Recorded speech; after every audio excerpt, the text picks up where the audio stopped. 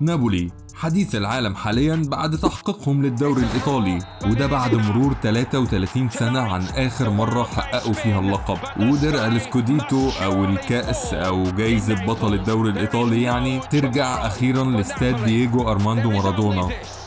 بس هو ليه استاد نابولي اسمه دييجو أرماندو مارادونا؟ وايه اللي يخلي طفل ما شافش اصلا مارادونا بيلعب، ويمكن والده او اخوه الكبير حتى ما شافوهوش، ولكنه بيغني لدييجو بكل الحب ده، وكل الجماهير بتغني انا سعيد لاني رأيت مارادونا، رغم انه رحل عن ناديهم من 33 سنة برضه. وليه لحد دلوقتي صور وجرافيتي مارادونا بيزين كل ركن في مدينة نابولي؟ بمعنى تاني، ليه مارادونا بمثابة الاله في نابولي؟ إله كرة القدم يا سيدي ما تقفش، وصورته بتتحط في بيوتهم جنب صورة البابا أو حتى المسيح. وانتقاد مارادونا في نابولي بيتم اعتباره جريمة. موضوع مارادونا ونابولي أكبر من مجرد لاعب كرة قدم ونادي لاعب ليه. فمعاكم أحمد الجعفري، والنهاردة هنتكلم عن كيف انتصر مارادونا لفقراء نابولي على أغنياء إيطاليا، أو ممكن برضو دييجو مارادونا بين حب نابولي وكره إيطاليا. فرناندو سينيوريني مدرب مارادونا الشخصي قال في الكتاب اللي كتبه عن دييجو ان كان في دييجو وفي مارادونا. دييجو كان شاب غير مستقر او متردد، ولكنه شاب رائع طيب القلب، ومارادونا كان الشخصية اللي ابتكرها عشان يلبي طلبات عالم كرة القدم والاعلام والشهرة. ولكن مارادونا ما كانش ينفع يبين ضعفه، كان لازم يبان قوي ومتمرد طول الوقت. وفرناندو قال له قبل كده انه ممكن يسافر لأبعد مكان في الأرض من أجل دييجو، ولكنه مش هياخد خطوة واحدة من أجل مارادونا. في 1984 تم الإعلان عن انتقال مارادونا من برشلونة لنابولي كأغلى لاعب في العالم للمرة الثانية بمبلغ يعادل 6.9 مليون يورو، بعد ما برشلونة قبلها بسنتين خلته أغلى لاعب في العالم لما تعاقدوا معاه قادما من بوكا جونيورز بما يعادل 5 مليون يورو. عشان توصل لك الصورة، أغلى صفقة انتقال لاعب قبل مارادونا كان باولو روسي لما انتقل ليوفنتوس الإيطالي في سنة 76 ب1,750,000. تعاقد نابولي مع مارادونا جه بعد موسمين يعتبروا سيئين جدا، اظهر فيه مارادونا لمحات بس من موهبته الخارقه. موسم اول ما قدرش يكمله لمرضه، والتاني ما كملوش برضه للاصابه، ونهاه بالخناقه الشهيره في كاس الملك مع لاعبي بلباو. وبعد ما برشلونه فقد الامل في الارجنتيني دائم السهر والاحتفال والصرف على كل انواع الملذات ومرمغه اسم النادي في وحل الملاهي الليليه، ظهر نابولي ورئيسه كورادو فورلاينو عشان يتعاقدوا مع مارادونا. فورلاينو رئيس نابولي كان بيحكي انه لما كان في برشلونة لتوقيع العقود وسهران في بار الفندق، سألوا النادل انت منين؟ فقال له من نابولي، باين ايطالي كفايه. رد النادل اوه نابولي، لسه ملبسينهم في لاعب ارجنتيني سمين وسيء. ايوه كان قصده على مارادونا لو مش واخد بالك يعني. والموضوع كان غريب جدا الحقيقه. اي نعم مارادونا ما كانش لسه وصل لافضل مستوياته ولا كسب كاس العالم 86، ولكنه كان بيتم اعتباره افضل لاعب في العالم بالفعل بعد الاداء اللي قدمه في الدوري الارجنتيني رفقة البوكا والارجنتينيوس جونيورز، وطبعا اداؤه في كاس العالم 82 في اسبانيا واللي فازت بيه ايطاليا. فايه اللي يدفع نادي افقر مدينة في ايطاليا ويمكن في اوروبا كمان انها تتعاقد مع اغلى وافضل لاعب في العالم؟ وايه اللي يخلي مارادونا يوافق على فريق زي نابولي، فريق عمره ما كسب السكوديتو ويعتبر اقرب للدرجة الثانية منه للدرجة الاولى، واخر موسمين كان بيعاني وبينجو من الهبوط باعجوبة؟ سؤال كنت بسأله لنفسي كتير الحقيقة، وكانت الإجابة عند فورلاينو رئيس نابولي نفسه. في مباراة نابولي ضد روما في موسم 83-84، جماهير نابولي اللي كانت بتهتف ضد رئيس النادي نزلت آلاف المنشورات من طائرات طارت على ارتفاع قريب من الملعب، والمنشورات كان مكتوب فيها فورلاينو فافانكولو، واللي معناها كده حاجة زي تبا فورلاينو، مشيها تبا معلش. جماهير نابولي كان فاض بيها من رئيسها سليل عائلة فورلاينو، أغنى عائلات المدينة، واللي بنى ثروته من أعمال البناء المشبوهة غير علاقاته مع الكامورا، واللي تقدر تعتبرها المافيا في نابولي، تحديدا تجمع ل 16 عصابة أو عائلة إجرامية وعلى رأسهم عائلة جوليانو. نابولي كان بيواجه خطر الهبوط، وفي المباراة ضد روما خسر مما زاد الضغط على الرئيس. وحسب كتاب جون لوردن Once Upon a Time in Napoli، بعد أيام من مباراة روما وفي أثناء دعوة رئيس النادي لأصدقائه في بيته، اترمت في حديقته قنبلة محلية الصنع، وفي نفس الوقت قنبلة تانية اترمت بجوار ملعب ساو باولو معقل نابولي. ولم يعد بإمكان فورلاينو إنه يتجاهل غضب المشجعين اللي كان كل موسم بيصبرهم ويقول لهم الموسم اللي جاي الدنيا هتروق وهتحلى. الوضع بقى خطر، ومش على منصبه بس، لا على حياته الشخصية كمان. فلما وصلت له أخبار مارادونا ووضعه المتوتر في برشلونة، قرر يعمل كل اللي يقدر عليه عشان يحسم انتقال الأرجنتيني لجنوب إيطاليا. ورغم تعنت برشلونة في قيمة الصفقة، إلا إن فورلاينو قرر المضي قدما بالمبلغ اللي اعتبر خيالي وقتها. وحتى لما رئيس برشلونة جوزيب لويز نونيز قرر يزود $500,000، فورلاينو طلب المساعدة من جماهير نابولي. وبشكل غريب الجماهير اللي أغلبهم من الطبقة العاملة أو العاطلين في أفقر المدن الإيطالية لبوا النداء واصطفوا للتبرع لتمويل صفقة مارادونا عشان يستسلم برشلونة ويترك النجم الأرجنتيني ينتقل بعد خلافات كتير بينه وبين الإدارة. ومارادونا نفسه أسباب موافقته على نادي نابولي كانت بسيطة. الأرجنتيني كان مفلس تماما وكان محتاج لفلوس، اي كمية من الفلوس، ومع الوعود بانه هيتم بناء فريق حوله وبانه هيلاقي في مدينة نابولي وسكانها اللي ما لقاهوش في برشلونة من حب وتشجيع، بالاخص بعد اللي عملته الجماهير عشان ينتقل ليهم واحساسه بحبهم ليه قبل حتى ما يلبس تيشيرت النادي. ولان مفيش نوادي تانية كانت عايزة تخاطر مع الارجنتيني صاحب ال 24 سنة، كان الاختيار سهل. من الاخر اي حاجة يهرب بيها من جحيم برشلونة وجيب فلوس. وحسب كلمات مارادونا نفسه انه اول ما وصل طلب فيلا وادوله شقة، طلب فراري وادوله فات، على الأقل في البداية. Yo aprendí que uno era Diego y otro era Maradona. 5 يوليو 84 تقديم دييجو كلاعب لنابولي بحضور 70,000 مشجع على الأقل. 70,000 بيهتفوا هوفيستو مارادونا، هوفيستو مارادونا، أو لقد رأيت مارادونا. 1991 القبض على مارادونا. Yo aprendí que uno era Diego y otro era Maradona.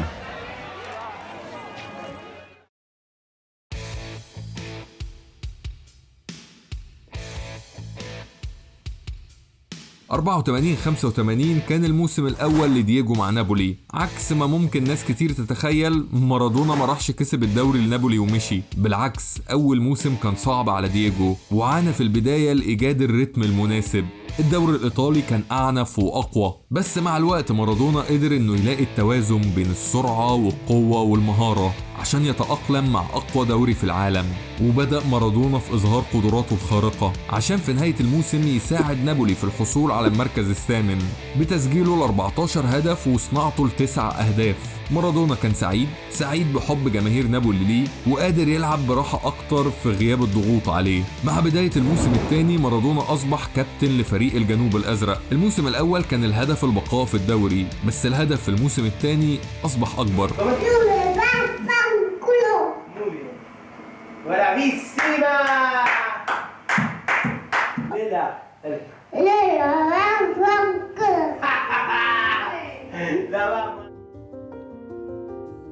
مباراة الجولة التاسعة أمام يوفنتوس، وجماهير يوفنتوس بتهتف، حتى الكلاب تهرب عندما يدخل فريق نابولي المعركة. يموتون من الكوليرا والزلازل، لم تستحموا بالصابون يوما. نابولي تافهة، نابولي الكوليرا، أنتم عار على إيطاليا. النابليون يعملون بجد، لأن لشراء مارادونا عليهم أن يبيعوا مؤخراتهم أيضا. أعتقد مفيش أوضح من كده عشان تفهم وضع نابولي في إيطاليا. مارادونا بيقول إن النابوليين كان بيتم اعتبارهم أفارقة إيطاليا، اللفظ في حد ذاته عنصري عن مارادونا ومش يوفنتوس. بس الشمال الثري كان بيعامل الجنوب الفقير بازدراء، والموضوع أكيد وصل لفرق كرة القدم ومشجعينها، انتر ميلان وإيسي ميلان. بس العداء الأكبر كان من يوفنتوس ومدينة تورينو. الحرب بين الشمال والجنوب، كان في خلاف بين الشمال والجنوب منذ توحيد إيطاليا في 1871. الفرق الاقتصادي بين القطبين كان فرق مهول. الشمال الصناعي كان مسيطر على المشهد المالي، وتحديدا من خلال مصانع سيارات فيات.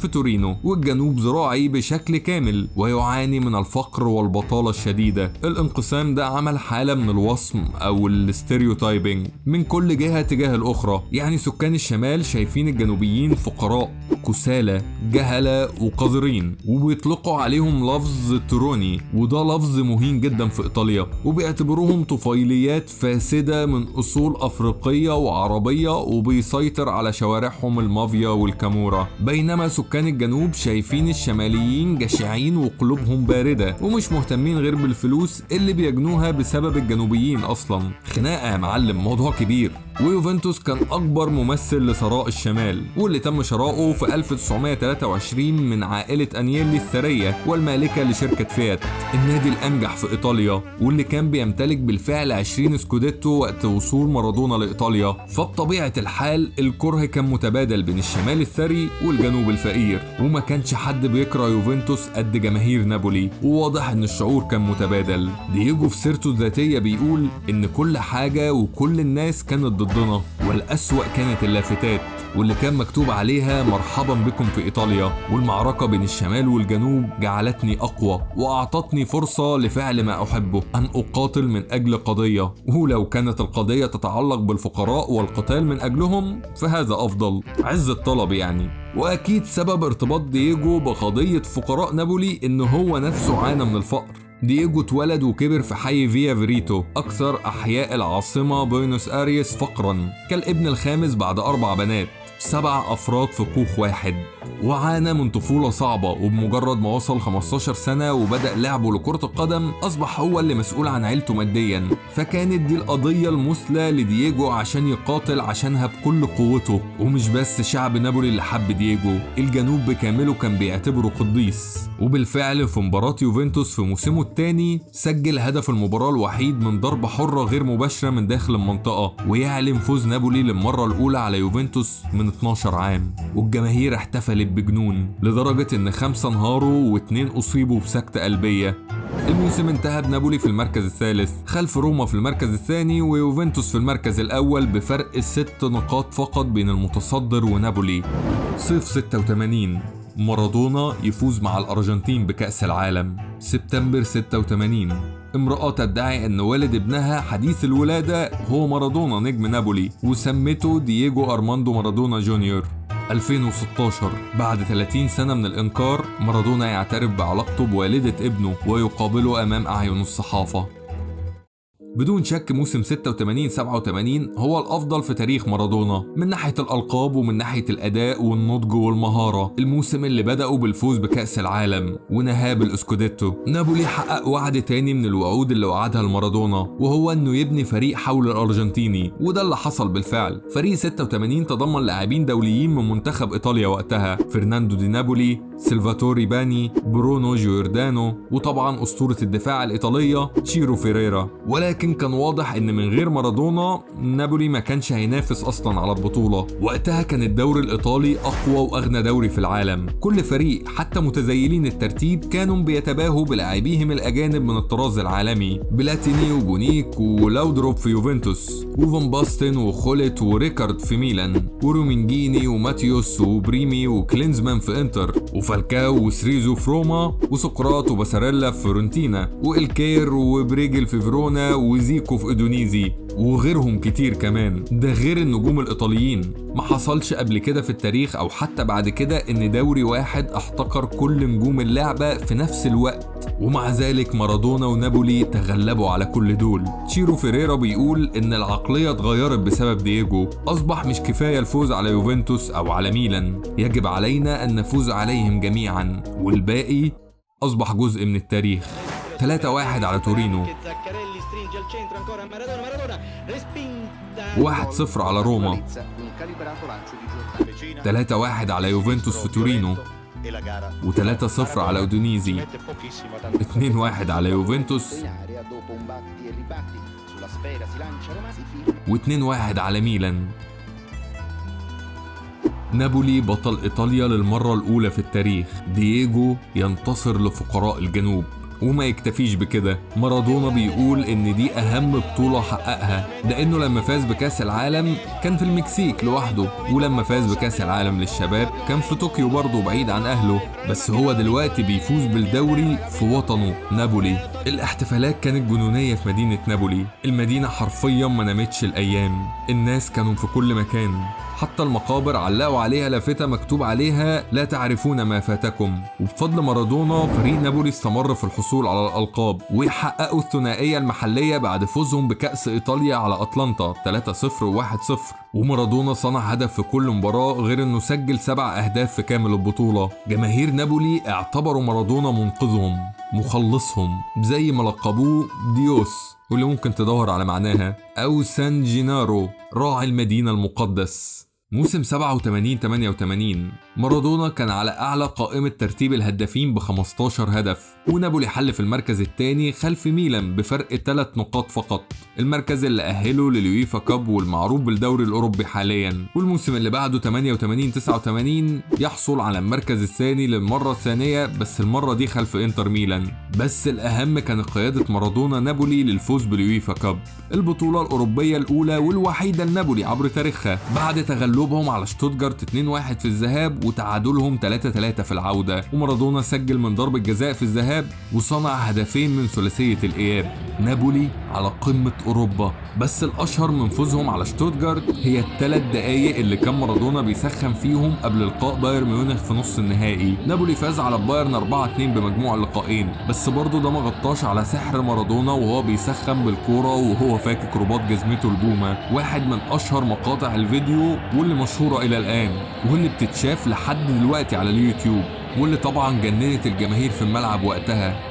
جماهير نابولي زاد عشقها لمارادونا اكتر واكتر. فرناندو سيريوني بيحكي اثناء فحص دم مارادونا، الممرضه خدت دمه وحطته في كنيسه سان جينيرو بجوار دماء قديس نابولي الشهير. عشق مارادونا وصل مرحله الجنون، كان بيتم اعتباره اله بالنسبه ليهم، بس عكس المتوقع ده وتر مارادونا اللي كان لسه حاسس انه دييجو من فيا فوريتو، فتى لاتيني من حي فقير. بعد النهائي الاوروبي مارادونا طلب من رئيس النادي الرحيل، وخرج بتصريح بيقول فيه انه لم يعد لديها عقلية الدوري الايطالي، وان الموضوع مش موضوع فلوس، وانه ادى فرصة لرئيس النادي ليتخلص منه. ولكن رئيس النادي طبعا منع ده، وبيقول بعد كده انه كان على صواب لما تمسك بمارادونا، لان مارادونا اهداهم بطولة دوري اخرى في موسم 89-90، بس المرة دي كان معاه بالاضافة لنجوم الفريق النجمين البرازيليين إليماو وكاريكا، والنجم الشاب جان فرانكو زولا، تاني بطولة دوري في تاريخ نابولي. مارادونا بيقول انه كان عنده روتين اسبوعي، بيلعب المباراة يوم الحد، ومن بعدها اليوم الاربعاء بيقضيها احتفال وشرب، ومن الاربعاء للحد يتدرب عشان يطرد السموم ويستعيد لياقته، وبعد احتفال في منتصف الليل مع عائلة جوليانو والكاميرا، تاني يوم مارادونا ونابولي كانوا بيلعبوا المباراة النهائية من الموسم ضد لاتزيو، وكانوا محتاجين نقطة عشان يكسبوا الاسكوديتو. نابولي فاز 1-0 بهدف من صناعة مارادونا، رغم ان مارادونا بيلعب طول الموسم وهو راغب في الرحيل وتحت تأثير المخدرات وسيطرة الكاميرا والغرق في النزوات، ولكن مارادونا يفوز مع نابولي بالاسكوديتو الثاني ويجدد رغبته في الرحيل، حتى ما كانش باين عليه نفس بوادر الفرحة اللي كانت موجودة في اللقب الأول. كأس العالم 1990.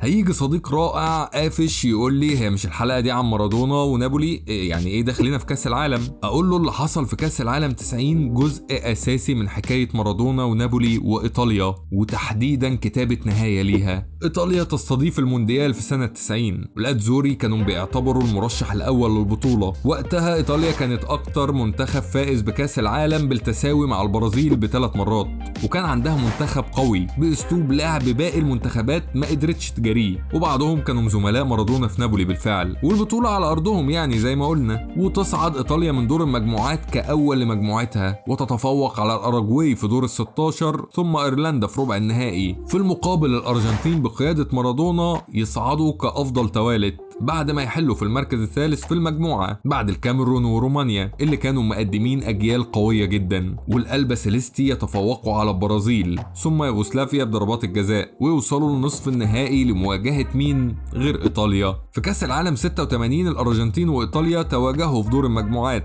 بس المباراة ما خدتش صدى كبير أو ما كانش ليها تأثير حقيقي لأنها كانت في دور المجموعات وانتهت بالتعادل 1-1. بس اللي كان واضح إن هدف التعادل من مارادونا غير آراء كتير في إيطاليا ناحية الأرجنتيني، بالتحديد في الصحافة والإعلام، وتقدر تقول نبرة الحديث عن مارادونا تبدلت. ولكن في 1990 مارادونا كان بالفعل مكروه من أغلب إيطاليا بسبب أسلوب حياته وبسبب قيادته لفقراء نابولي للفوز بالإسكوديتو مرتين، أغلب إيطاليا عدا مدينة نابولي طبعا. وكان قرار غريب جدا من الاتحاد الإيطالي إن مباراة نصف النهائي تتلعب في مدينة نابولي، المدينة اللي عاش فيها مارادونا آخر 6 سنين وأصبح معشوق سكانها. فيخرج مارادونا في الإعلام ويقول إن الناس في نابولي عارفيني كويس، أنا واحد منهم وعشت وسطيهم وسيدعمون فريقي الوطني، وما أقدرش أطلب من جماهير نابولي أكتر من كده، ولكن لو عايزين يشوفوني سعيد سيسرني دعمهم لفريقي الوطني عشان يقود مارادونا حرب أخرى بين الشمال والجنوب. جماهير نابولي بالفعل تلبي نداء مارادونا بطلهم ومخلصهم ويشجعوا الأرجنتين ضد إيطاليا، وطبعا كان في حالة من الغضب من باقي إيطاليا ضد جماهير نابولي وضد مارادونا، ويمكن كان الموضوع يتنسي لو فازت إيطاليا، بس المباراة تنتهي بالتعادل 1-1 وتتجه لضربات الترجيح. ومين غير مارادونا اللي يسجل الضربة الأخيرة اللي تأهل الأرجنتين للنهائي، وده قبل ما إيطاليا تضيع ركلتها الأخيرة في وسط غضب إيطاليا بالكامل واتهامات لمارادونا بالتحريض على الصراع والانقسام بين الطليان.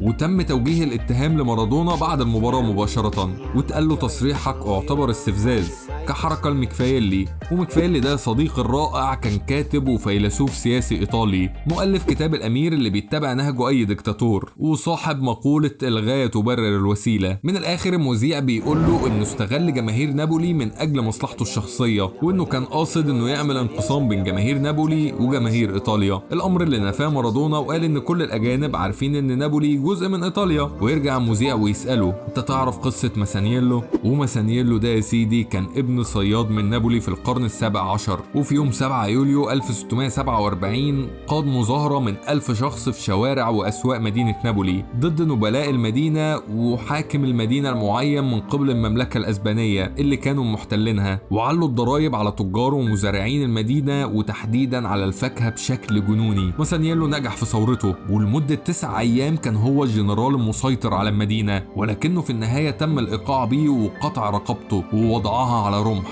وبعدها بعام استعاد الأسبان السيطرة على المدينة. بمعنى تاني نهاية ماسانييلو كانت مأساوية رغم اعتباره بطل في البداية. مارادونا يصل مع الأرجنتين للنهائي أمام ألمانيا في إعادة لنهائي 86، والجماهير الإيطالية في روما كانوا بيستهجنوا على النشيد الأرجنتيني، مش كرها في الأرجنتين ولكن كرها في مارادونا. ومارادونا كان واضح إنه بيشتم الجماهير الإيطالية وهو بيتملكوا كل أنواع الغضب. والمرة دي الأرجنتين تخسر النهائي ويخسر مارادونا كل أنواع الحماية اللي كان يمتلكها، ويتعرض لكل أنواع الهجمات من الصحافة والإعلام والسلطات والضرائب والسلطات القانونية ومكافحة المخدرات.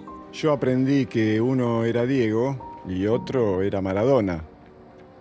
La sentenza sul caso doping Maradona, 1 anno e più fuori gioco. L'asso argentino escluso fino al 30 giugno del 92.